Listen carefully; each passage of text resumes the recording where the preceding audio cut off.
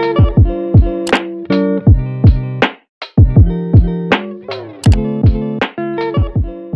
guys, welcome back to A-Level Lessons.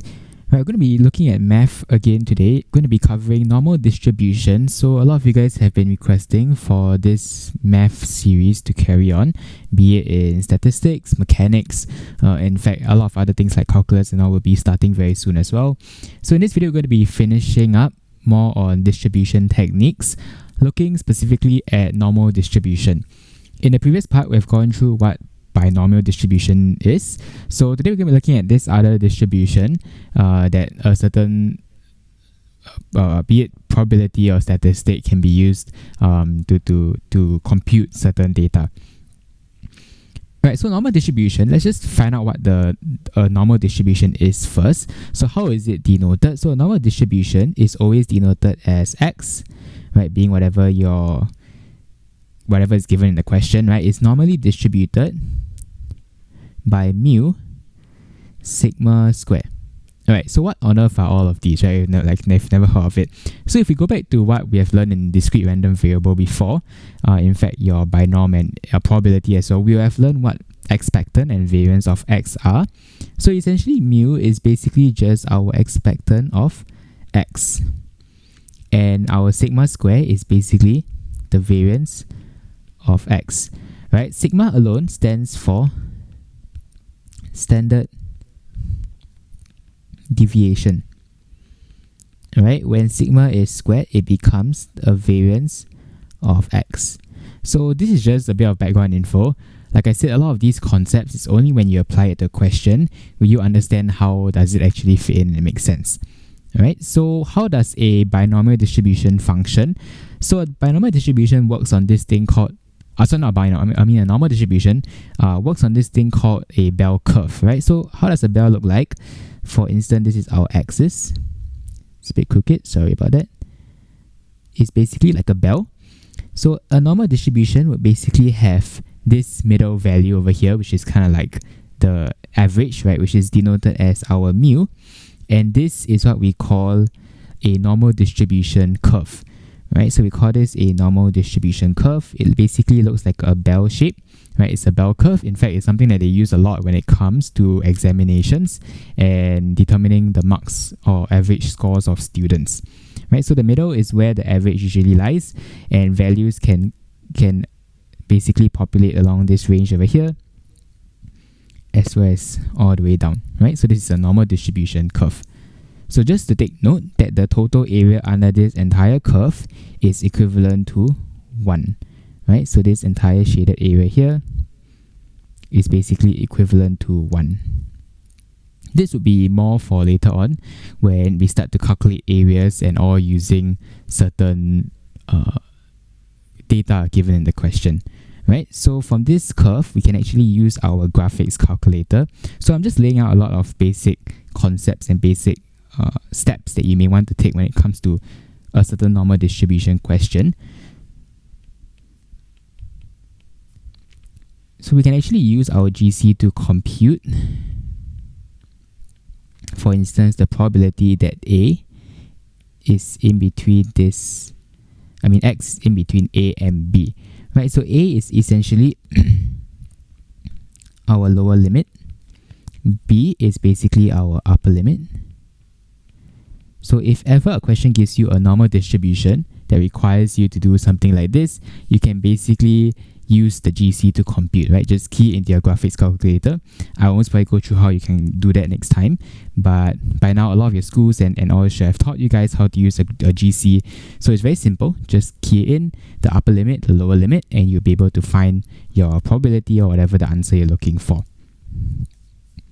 Alright, so just take note that let's say in the event a question gives you modulus. So this video is more on hacks, alright, that you can adopt when it comes to norm distribution.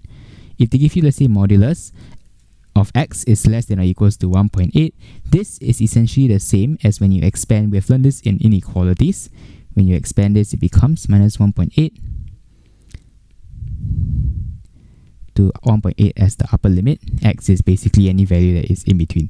So this basically takes on the form that we have just covered.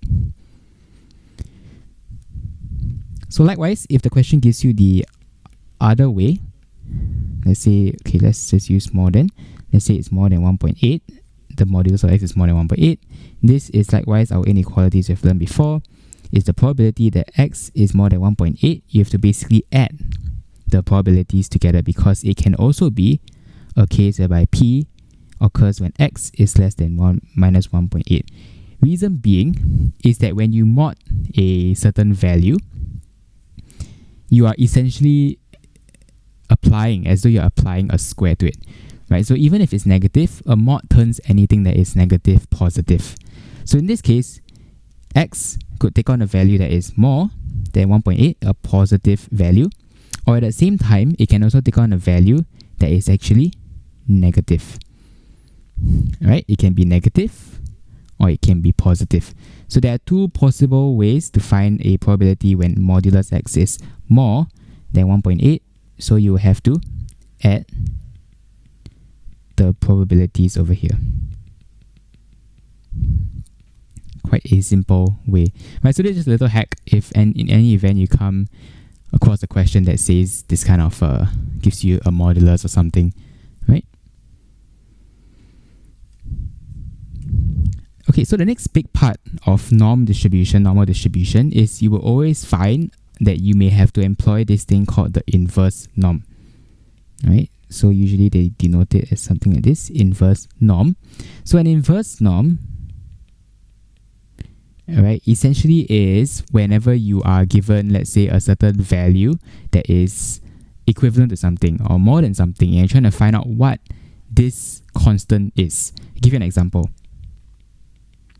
Right, they are telling you that the probability that x, whatever the question is given, is more than a is more than 0.34, for instance.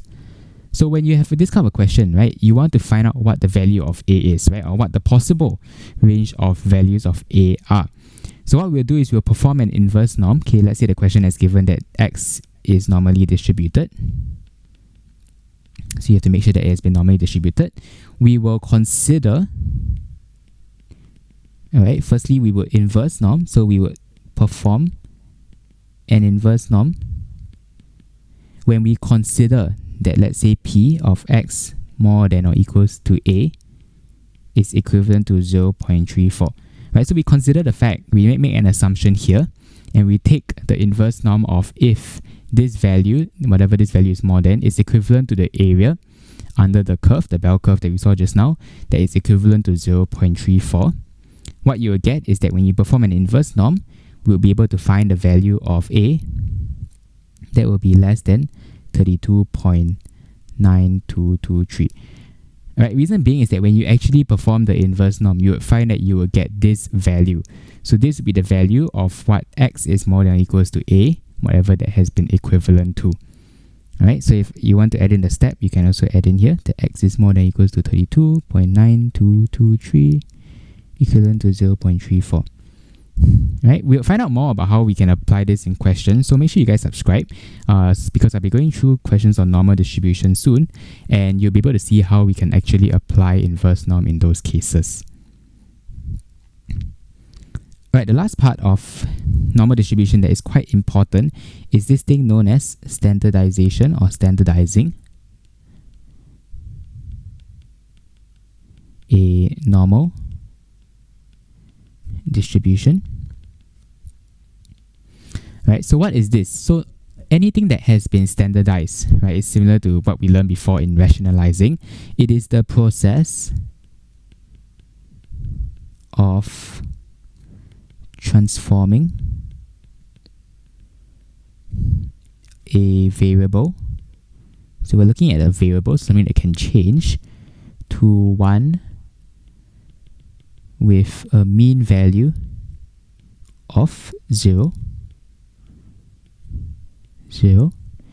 and a standard deviation of 1. Alright, so for example, I'll give you an example over here. Given that x is normally distributed by mu sigma square, whatever the question has, right, this can essentially be standardized into Z, alright, for standardization, we always denote it as the distribution Z, which is normally distributed by n, 0, 1. Right, so how on earth do we actually get this, right? So actually Z is equivalent. This is all formula that you need to memorize. X minus mu over sigma. Right, so sigma, so we have to remember we have to square root the sigma square if they give you sigma square.